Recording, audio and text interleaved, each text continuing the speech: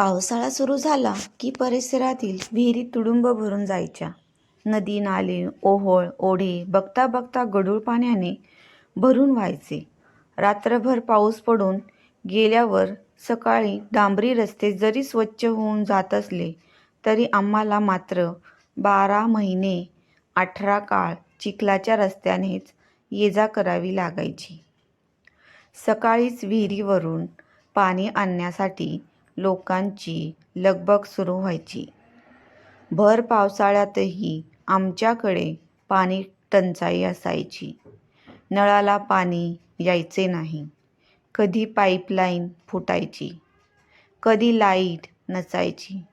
इकडून तिकडून आलेच नळाला पाणी तर ते पिण्यालायक नसायचे.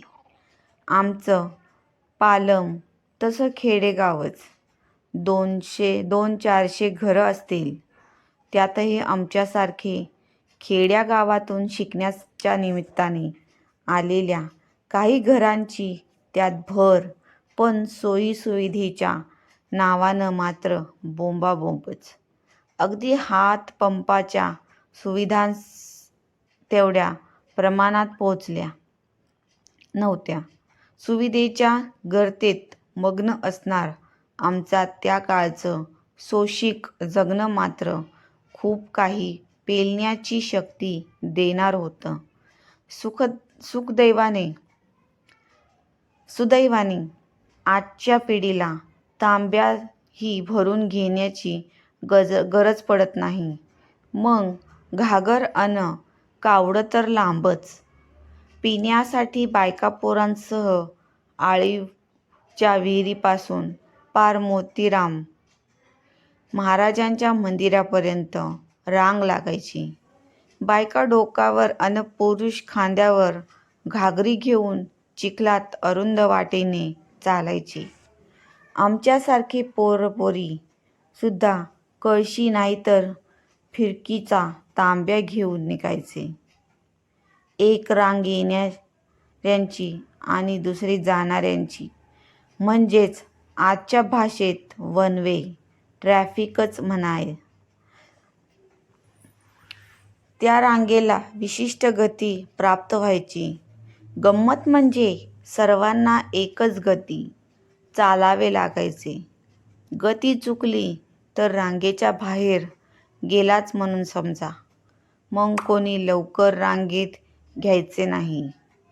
मधूनच कावड खांद्यावर घेऊन आलेल्या माणसामुळे भला मोठा रस्ता व्यापून जायचा.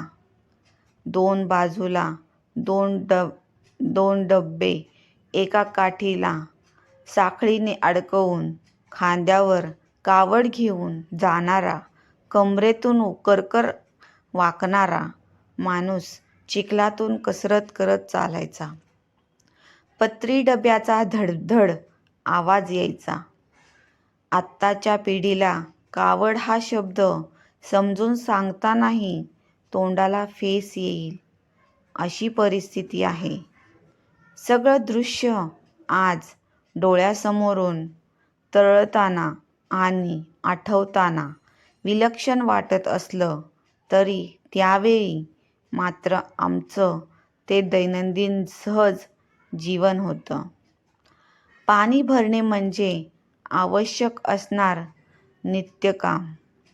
कुटुंबातील सर्वांनी मिळून पाणी आणावे लागायचे. आवळीची विहीर तुडुंब भरलेली असायची.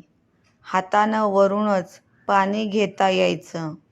निळ्याशार पाण्यानं काठोकाठ भरलेल्या विहिरीचं नितळ, गोड पाणी घेण्यासाठी गर्दी व्हायची. लगतच थोडीच शेणीची विहीर होती. तिथेही लोक पाणी भरत. विहिरीकडे जाण्याचा रस्ता फारच भारी होता. पावसामुळे सगळा रस्ता निसरडा व्हायचा.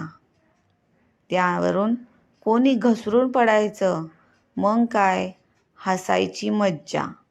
दिवसभर तो किस्सा सर्वांना हसून हसून सांगायचा. एका रांगेत डोक्यावर घागरीचे ओझे घेऊन लोक चिखलातून चालत जायचे. 4-5 खेपा करायचे. चिखलातून वाहनं घालून चालता येत नसे, त्यामुळे कोणाच्याच पायात वाहना नसायच्या. एखादी वाट पडली की लोक त्याच वाटेने वळायचे. चिखलात रोज चालून पायाला चिखल्या यायच्या. चिखल्या म्हणजे पायांच्या 2 बोटांमधील असणाऱ्या नाजूक त्वचेला झालेल्या जखमा. त्या पसरू नये आणि ठणकू नये म्हणून बिब्याला विस्तवावर ठेवून सुई टोचून त्यातील गरम तेलाचा फणाका बोटावर द्यायचा. यामुळे पायाच्या बोटावर काळसर नक्षी दिसायची. अशा खाजगी उपचारांमुळे एकदम टकाटक वाटायचे. मग काय, आवळीच्या विहिरीचं पाणी अधिकच गोड लागायचं. मित्रांनो, तुम्हाला ही कथा आवडली असेल तर लाईक करा आणि सबस्क्राईब करा. धन्यवाद.